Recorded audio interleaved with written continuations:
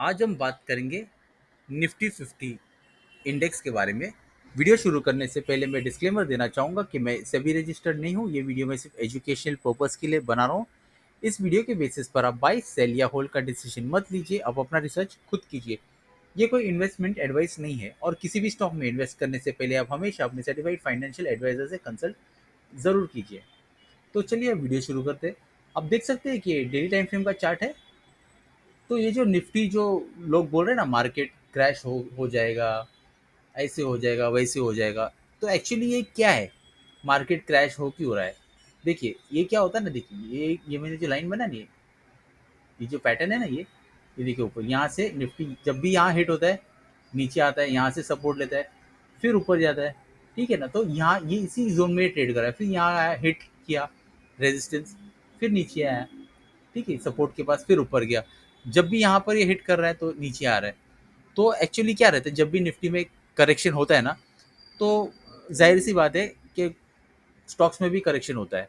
Okay, तो इसमें क्या होता है, अब जैसे कि निफ्टी यहाँ पर ये high, all time high create किया, तो नीचे आया। ठीक है ना, तो इसमें क्या होता है, ये जो पैटर्न है ना, ये पैटर्न फॉलो करता है। तो ये निफ्टी में अब लोग बोल रहे हैं मार्केट गिर रहा है, ये गिर रहा है, तो ये पैटर्न फॉलो कर रहा है इसका। ये जो पैटर्न है, यहाँ तक आया तो ये रेजिस्टेंस लिया, तो यहाँ से गिरा, गिरने अगर निफ्टी गिरता है तो मार्केट भी गिरता है, स्टॉक्स भी गिरता है जब करेक्शन होता है तो एक्चुअली बात ये रहती है। लेकिन क्या होता है, न्यूज़ के जरिए लोगों को डराया जाता है, मार्केट क्रैश होने वाला है, ये होने वाला है, वो होने वाला है। ठीक है, अगर आपके पास में अगर कोई स्टॉक है जो फंडामेंटली स्ट्रांग नहीं है, जिसका कोई भी बिजनेस नहीं है, और वो स्टॉक ऊपर आ रहा है, तो वो स्टॉक आपका गलत हो सकता है, तो उसमें आप ट्रैप हो सकते हो। लेकिन अगर कोई कंपनी है जो 50 साल 100 साल से मुनाफा ही करके दे रही है, फॉर एग्जाम्पल वो मुनाफा ही करके दे रही है ना, तो वो स्टॉक अच्छा रहता है, जो फंडामेंटली स्ट्रांग है, लार्ज कैप कंपनीज है। ठीक है ना, जिसका ईयर ऑन ईयर बिजनेस अच्छा है, ठीक है, जिसपे कोई डेट नहीं है, जिसके पास कैश फ्लो अच्छा है। तो अगर अच्छा कोई कोई कंपनी है जो क्या बोलते हैं, उसके क्वार्टर्स के भी बिजनेस अच्छे हो रहे, ग्रो हो रहे अच्छे तरह से, तो फिर एक्चुअली इसे स्टॉक में डरने की बात नहीं रहती है। अगर आपके पास कोई स्टॉक है जो आपने सिर्फ सस्ते दाम में खरीदा है, ये सोच के कि ये स्टॉक अभी 10 रुपये का है, अब मैं इसमें अगर 1,000 रुपया डालूंगा तो अगर ये 10 रुपया और बढ़ेगा तो 2,000 हो जाएगा, 20 होगा, तो ये ऐसा नहीं रहता है।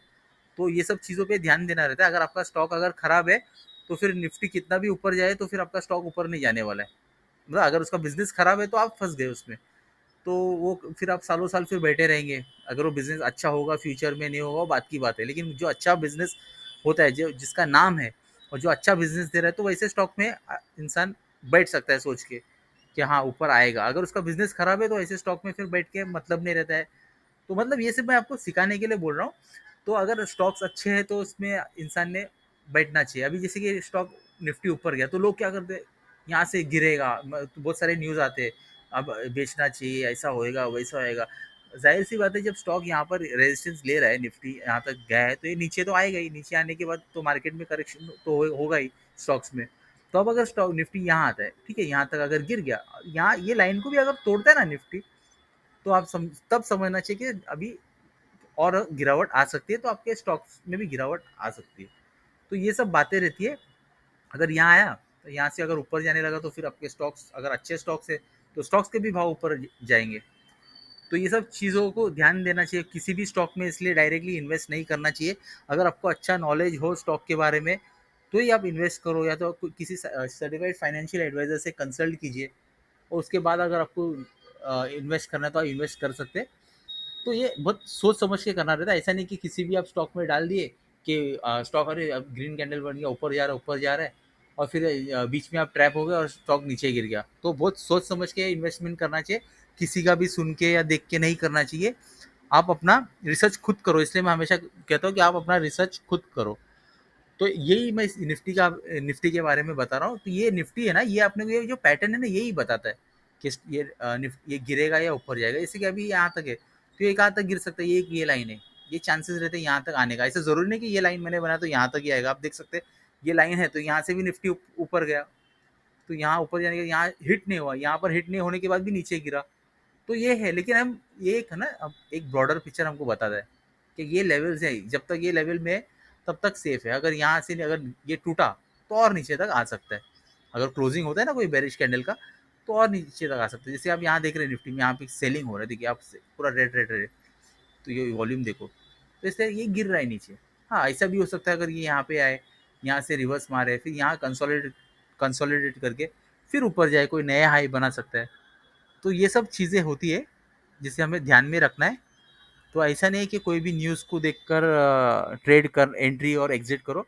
इसलिए इसमें सीखना ज़रूरी है, अपना रिसर्च खुद करो, अच्छे से स्टडी करो और फिर ही किसी स्टॉक के बारे में आप सोचो कि आपको क्या एंट्री करना है, नहीं करना है, फिर आप खुद डिसीजन ले सकते हैं।